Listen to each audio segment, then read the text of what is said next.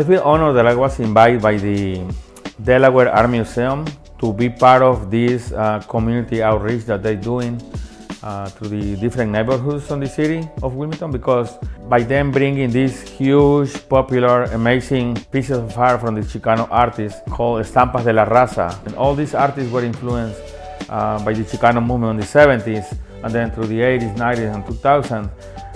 This collector, the Romo family, the Romo couple, they collected all these beautiful pieces and they donated to different museums. And one of those museums is lended to the Delaware Art Museum.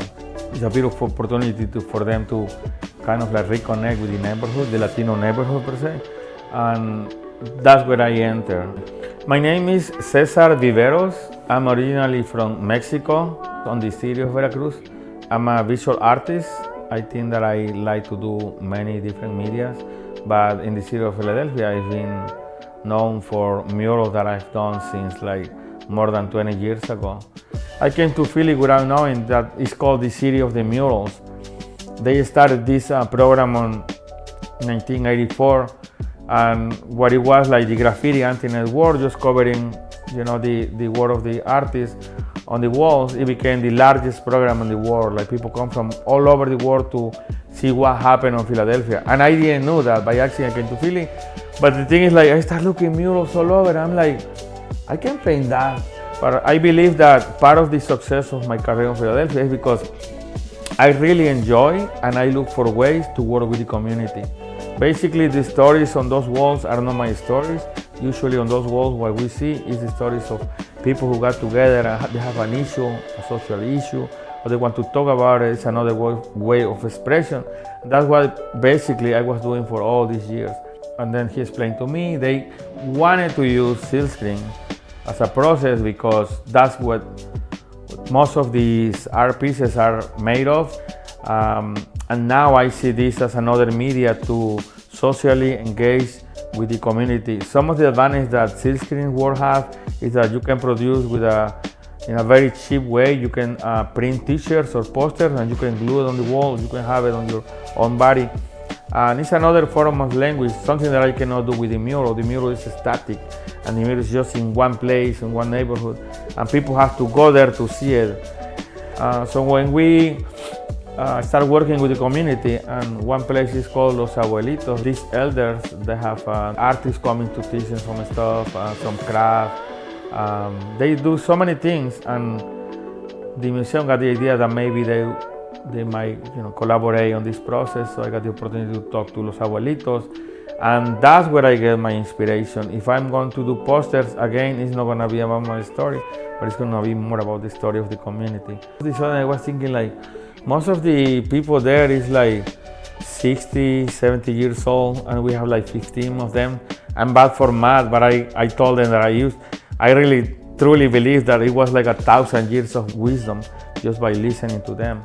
There is another group that I visit on Wilmington. That is called Hispanic American Association of Delaware. And they were invited to this meeting to talk about issues for me to take as inspiration to create these posters. It was filled with families. So we have elders, we have parents, we have kids. And it was beautiful because I saw, like, in the beginning they were all quiet, but as soon as we start talking about social issues, they start like talking. Even the one 5 years old kid approached me and asked me if I was Iron Man. And I'm like, oh, okay. So that was, anyway. And it was interesting to hear about that, but some of the things that they care a lot, it was ways to show their own identity. They were very specific about owning the language, being able to say things in Spanish, and if some of these somehow can reflect that would be good. But it's not just that, it's about the culture. But right now, this design that we print today, the mask of the God of Rain represents the culture. It talks about identity, empowerment, pride, but also the young women who we leave it for your interpretation.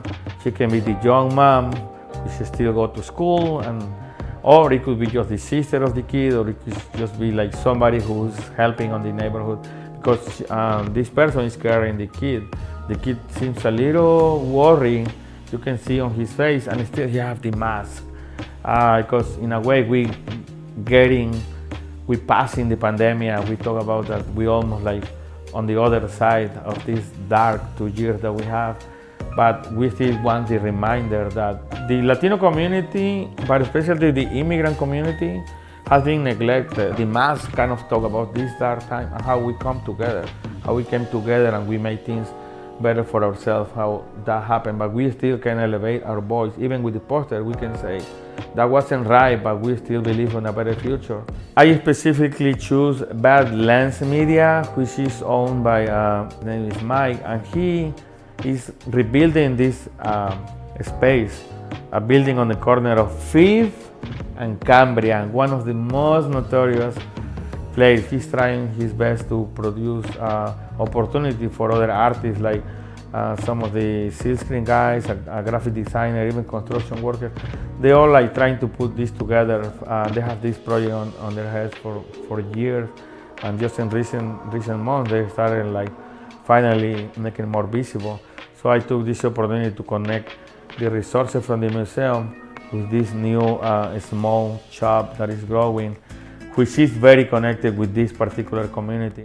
So basically for the mural, we was thinking for a way how could like expose the silk screen. Usually you will think like frame the poster, a very nice fancy way of display it. So you can be too elaborated with that, but what really matters is the content.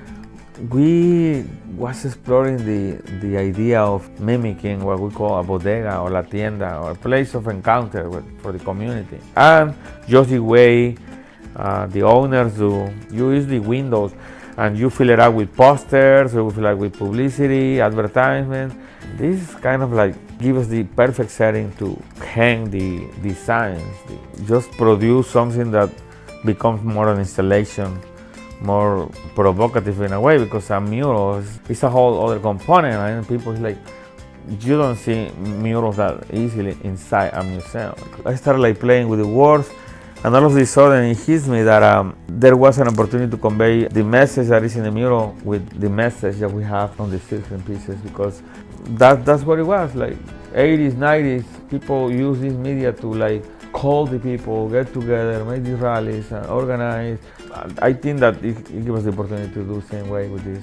Instead of grocery, we change and we add a W there, and it's like grocery. It's like in this space, on this store, you can feel safe. There is place for growing, there is place for learning. There is always the need of eyes. In this store, we don't want eyes, no eyes. And people from the neighborhood, a lot of undocumented people, know the struggle. The struggle is real. Kids get separated from their parents, and sometimes they just deport the parents. It seems like it was a period of time, and then that's it. Nobody wants to keep talking about it anymore. It's just like a way to comment on that. We fall into the normalization of things, when in reality we should keep like screaming, we should keep like talking, we should be asking and demanding that things are better, because we're doing our part. That's the thing. We all are doing our part. The opportunity of treating this mural as a wall in the neighborhood. Like, what do you want other people to know about you? Or what is the message that you want to take to the masses? What is important for our community?